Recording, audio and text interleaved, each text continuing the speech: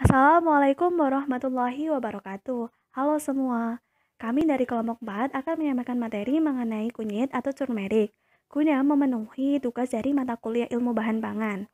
Nah, adapun anggota kelompok dari kelompok 4 ini, yang pertama ada Laila Holisa Widianingsi dengan NIM 020, Agita Wilujeng Sasanti dengan NIM 026, Jasmine Rahmawati Kasih dengan NIM 058, Zaki Risa Dairulan dengan NIM 064, Elizabeth Mareta Kristianti dengan NIM 086, Nafis Amara Khairunisa dengan NIM 102, dan Nia Tusimomia Tamimi dengan NIM 104, dan yang terakhir ada Aulia Putri Salsabila dengan NIM 122. Nah, pasti kita telah tahu apa itu kunyit, dan biasanya kita menjumpai kunyit ini ada di dapur. Ya, karena kunyit seringkali digunakan dalam pengolahan makanan ya, terutama makanan yang bersifatnya tradisional. Nah, selain itu, kunyit juga sering digunakan sebagai minuman yang dapat menyehatkan tubuh, seperti jamu. Nah, apa aja sih kandungan yang ada di dalam kunyit, sehingga kunyit ini dapat menyehatkan tubuh kita? Nah, untuk mengetahui lebih lanjut mengenai kunyit, yuk simak pembahasan dari kami ya.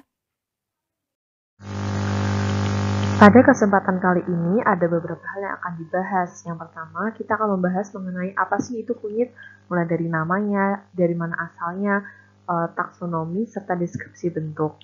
Kemudian yang kedua, kita juga akan membahas mengenai pengolahan makanan dari kunyit, baik manfaatnya bagi pengolahan makanan dan juga resep makanan yang menggunakan kunyit sebagai salah satu bahan bakunya. Kemudian yang berikutnya adalah kita akan membahas mengenai kandungan-kandungan yang ada dalam kunyit, mulai dari komposisi kimia, serta senyawa bioaktif yang ada dalam kunyit beserta dengan manfaat dari senyawa bioaktif tersebut. Yang pertama, kita akan membahas mengenai apa itu kunyit, dari manakah asalnya, taksonomi, serta deskripsi bentuknya. Kunyit dengan nama ilmiah Curcuma longa merupakan tanaman tropis yang banyak terdapat di benua Asia, yang secara ekstensif dipakai sebagai zat pewarna dan pengharum makanan. Kunyit adalah jenis tumbuhan yang dijadikan bahan rempah yang memberikan warna kuning cerah. Tanaman ini juga digunakan sebagai obat-obatan dan perasa. Kunyit dianggap sebagai salah satu herbal yang sangat bernilai bagi manusia karena memiliki khasiat sebagai agen antiinflamasi dan antioksidan. Tanaman kunyit ini dapat tumbuh dan biasa ditanam di Asia seperti India, Cina, dan negara lainnya yang beriklim tropis. Selanjutnya, ini adalah taksonomi kunyit berdasarkan USDA tahun 2013. Kunyit ini termasuk ke dalam Kingdom Plantae dengan subkingdom Tracheobionta, superdivisi Spermatophyta, divisi Magnoliophyta, kelas Liliopsida, subkelas Zingiberidae, ordo Zingiberales, famili Zingiberaceae, genus Curcumae, dan spesies Curcuma longae. Umumnya, bentuk rimpang kunyit adalah panjang dan bulat dengan diameter 1-2 cm serta panjang 3-6 cm. Dari rimpang inilah tumbuh tunas sebagai cikal bakal tumbuhan kunyit yang baru. Tangkai bunga tumbuhan kunyit berambut, bersisik, daun kelopaknya berambut dan berbentuk lanset. Untuk kelopak bunganya berbentuk tabung dengan panjang 9-13 mm. Kunyit memiliki beberapa varietas, namun varietas yang cukup umum di Indonesia adalah kunyit Turina 1, Turina 2, Turina 3, dan Cordonia 1. Setelah ini kita akan membahas bagaimana ciri-ciri dari masing-masing varietas. Di sini sudah tersedia tabel yang berisi ciri-ciri dari beberapa varietas kunyit. Yang pertama ada kunyit Turina 1.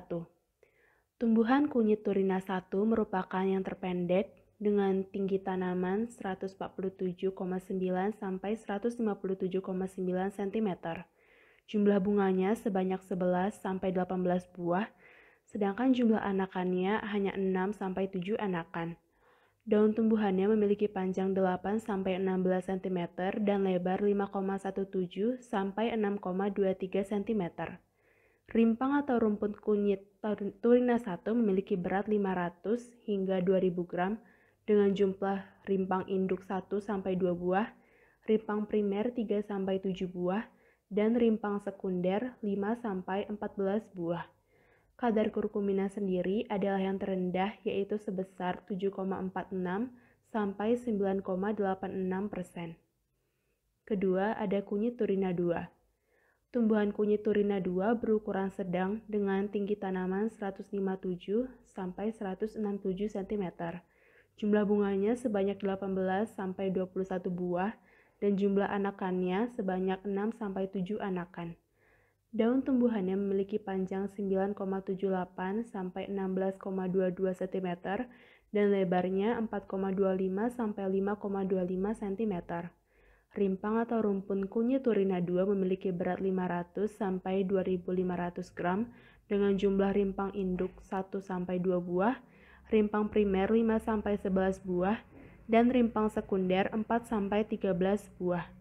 Kadar kurkuminnya adalah yang tertinggi yaitu sebesar 9,46 sampai 10,86%. Lalu ada kunyit turina 3. Tumbuhan kunyit turina 3 merupakan yang terpanjang dengan tinggi 166 sampai 177 cm. Jumlah bunganya sebanyak 16 sampai 20 buah, sedangkan jumlah anakannya 6 sampai 8 anakan. Daun tumbuhannya memiliki panjang 15,78 sampai 22,22 cm dan lebarnya 3,81 sampai 5,19 cm. Rimpang kunyit turina 3 memiliki berat 500 sampai 2.500 gram dengan jumlah rimpang induk 1 sampai 3 buah, rimpang primer 6 sampai 12 buah, dan rimpang sekunder 10 sampai 17 buah. Kadar kurkuminnya sendiri sebesar 7,72 sampai 9,38%. Yang terakhir adalah kunyit Cordonia 1. Varietas ini merupakan kunyit unggul toleran naungan. Tinggi tumbuhannya berkisar antara 70 hingga 119 cm, berbatang semu dan kelopak bunganya berwarna hijau, serta memiliki jumlah batang semu sebanyak 1-3 batang per rumpun. Bentuk rimpang kunyit ini bulat, kulitnya berwarna coklat, dan dagingnya berwarna jingga. Untuk kadar kurkumina sendiri cukup rendah yaitu hanya 6-8%. Berikutnya, kita akan membahas mengenai kunyit dalam pengolahan makanan. Yang pertama nanti akan dibahas mengenai manfaat kunyit bagi pengolahan makanan, dan berikutnya adalah resep masakan yang menggunakan kunyit. Selanjutnya yaitu pengolahan kunyit. Kunyit dapat dimanfaatkan menjadi produk olahan yang memiliki cita rasa yang tinggi. Selain memiliki cita rasa yang tinggi, produk olahan kunyit juga tidak kehilangan beragam manfaatnya. Produk olahan kunyit tersebut diantaranya yaitu ada bubuk kunyit, jamu kunyit, dan teh kunyit. Yang pertama yaitu bubuk kunyit. Bubuk kunyit merupakan salah satu produk hasil pengolahan dari kunyit. Cara membuat bubuk kunyit yaitu dengan membersihkan kunyit terlebih dahulu, kemudian menjemur kunyit yang sudah dibersihkan di bawah sinar matahari langsung. Setelah itu, menyangrai dan menumbuk halus kunyit tersebut. Apabila sudah halus, bubuk kunyit disimpan di dalam wadah kedap udara. Manfaat pengolahan kunyit menjadi bubuk yaitu untuk dijadikan sebagai obat herbal, pewarna makanan, atau masker kecantikan. Lalu yang kedua ada jamu kunyit. Jamu kunyit merupakan salah satu produk hasil dari pengolahan kunyit yang sudah tidak asing didengar. Cara membuat jamu kunyit yaitu dengan membersihkan kunyit terlebih dahulu, kemudian memarut kunyit tersebut. Setelah itu, memasukkan parutan kunyit tersebut ke dalam air dan mendidihkannya menggunakan api sedang. Setelah dididihkan, memasukkan gula merah dan lemon. Lalu, mematikan api dan menunggu hingga dingin. Kemudian, menyaringnya dan menuangkan jamu kunyit ke dalam gelas untuk dikonsumsi. Manfaat mengolah kunyit menjadi jamu kunyit yaitu untuk dijadikan sebagai obat herbal. Dan yang ketiga ada teh kunyit. Teh kunyit merupakan hasil pengolahan lebih lanjut dari kunyit bubuk. Diperlukan juga jahe dan kayu manis untuk mengolah kunyit menjadi teh. Cara untuk membuat teh kunyit yaitu dengan memanaskan air di dalam panci terlebih dahulu, kemudian memasukkan jahe dan kayu manis. Setelah itu, memasukkan kunyit bubuk dan gula aren, lalu mengaduknya hingga larut. Kemudian, memberi sejumput lada hitam bubuk, kemudian menyaring hasil rebusan tersebut dan menyajikan teh kunyit ke dalam gelas saji. Manfaat mengolah kunyit menjadi teh kunyit yaitu untuk dijadikan sebagai obat herbal, menghangatkan tubuh, dan mempertahankan imun tubuh. Resep yang pertama yaitu ada gulai tibah panah yang berbahan dari daging kambing dan sapi, nangka muda, kelapa parut, air, minyak, bawang merah, jahe, batang serai, gula pasir, dan bumbu yang dihaluskan. Yang pertama adalah kunyit, lalu bawang putih, cabai merah keriting, cabai rawit merah, ketumbai sangrai, dan garam. Lalu untuk cara pembuatan, yang pertama, tumis bawang merah hingga harum. Masukkan bumbu yang dihaluskan, serta jahe dan serai, kemudian tumis hingga matang. Lalu langkah kedua, masukkan daging kambing dan daging sapi, lalu diaduk. Kemudian tambahkan air, masak hingga daging setengah empuk. Langkah yang ketiga, masukkan nangka rebus dan gula. Masak hingga daging empuk dan bumbu meresap. Langkah yang terakhir, sesaat sebelum diangkat, tambahkan kelapa sangrai, lalu aduk hingga rata. Kemudian angkat masakan dan gulai tibah panah siap dihidangkan. Selanjutnya, resep yang kedua yaitu ada kari ikan kakap dengan bahan ikan kakap, jeruk nipis, garam, santan, daun jeruk, serai, asam sunti, kelabet, garam, gula pasir, dan jeruk nipis. Kemudian bahan yang dihaluskan, yang pertama ada kunyit, cabai merah besar, bawang merah, bawang putih, dan kemiri yang disangrai. Untuk cara pembuatannya, langkah pertama, lumuri ikan kakap dengan air, jeruk nipis, dan garam. Biarkan 15 menit agar bumbu meresap, lalu goreng hingga matang. Langkah yang kedua, tumis bumbu yang dihaluskan bersama daun jeruk, serai, dan asam sunti hingga matang. Langkah yang ketiga, masukkan santan, garam, dan gula, masak hingga mendidih sambil sesekali diaduk. Lalu langkah yang terakhir, masukkan ikan kakap goreng, masak hingga kuah mengental, tambahkan air jeruk nipis, lalu aduk hingga rata, dan angkat masakan. Kemudian kari ikan kakap siap untuk disajikan. Selanjutnya, kita akan membahas mengenai kandungan yang terdapat dalam kunyit. Yang pertama akan dibahas mengenai komposisi kimia dari kunyit sendiri, dan yang berikutnya adalah senyawa bioaktif dan juga manfaatnya. Untuk kandungan kimia yang terdapat di rimpang kunyit akan lebih tinggi apabila berasal dari dataran rendah dibandingkan dengan kunyit yang berasal dari dataran tinggi. Kandungan kimia yang penting di rimpang kunyit adalah kurkumin, minyak atsiri, resin, desmetoksikurkumin, oleoresin, bidesmetoksikurkumin, damar, gom, lemak, protein, kalsium, fosfor, dan besi. Kemudian, persentase zat yang terkandung dalam kunyit di antara lain kandungan lemak sebanyak 1-3%, karbohidrat sebanyak 3%, protein sebanyak 30%, pati 8%, dan vitamin C sebanyak 45-55%.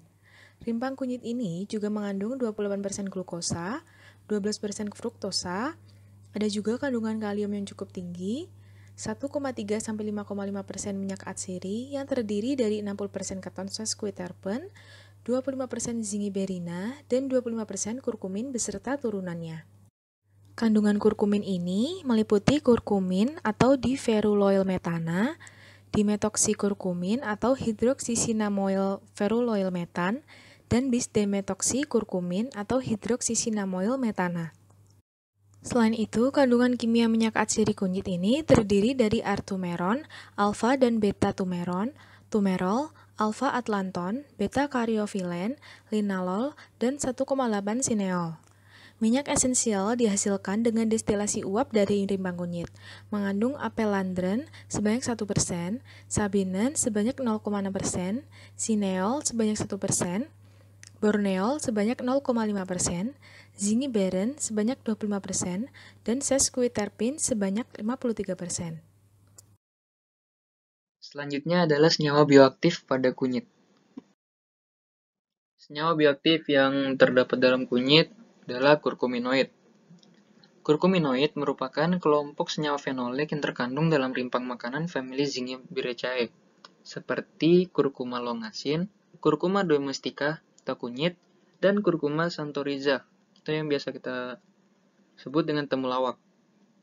Kurkuminoid ini tidak larut dalam air dan ether, tetapi kurkuminoid dapat larut dalam etilasetat, metanol, etanol, benzena, asam asetat glasial, aseton, dan alkali hidroksida. Kurkuminoid terdiri dari kurkumin, desmetoxycumin sebanyak 10%, serta bis-desmetoxycurcumin sebanyak 1-5%. Dan kandungan yang paling mendominasi dalam kurkuminoid adalah kurkumin. Kurkumin merupakan salah satu senyawa yang identik dengan kunyit. Kurkumin sendiri merupakan salah satu senyawa yang menyusun kurkuminoid, bersama dengan desmetoxycumin dan bis-desmetoxycumin. Kurkumin ini rumus molekulnya C23H20O6 dengan BM 368,37 serta titik lebur 183 derajat. Dan kurkumin ini memiliki sifat dapat berubah warna tergantung pH lingkungan. Pada suasana asam, kurkumin berwarna kuning atau jingga, sedangkan pada suasana basa, kurkumin berwarna merah. Hal ini disebabkan oleh adanya sistem tautomeri pada molekul kurkumin. Selanjutnya adalah manfaat. Kurkuminoid bermanfaat untuk mencegah timbulnya infeksi berbagai penyakit. Dan kandungan kurkumin dalam kurkuminoid bermanfaat sebagai antioksidan. Berdasarkan penelitian yang dilakukan oleh Weisberg dan kawan-kawan yang diterbitkan dalam jurnal berjudul Dietary, Curcumin significantly improved obesity-associated inflammation and diabetes in mouse models of diabetes, menunjukkan bahwa kurkumin terbukti memperbaiki inflamasi terkait obesitas dan diabetes. Dan kurkumin juga terbukti dapat mengganggu siklus sel kanker paru A549 dengan menekan pertumbuhan sel. Efek penekanan pertumbuhan sel ini tergantung dari konsentrasi yang diberikan dalam kurkumin.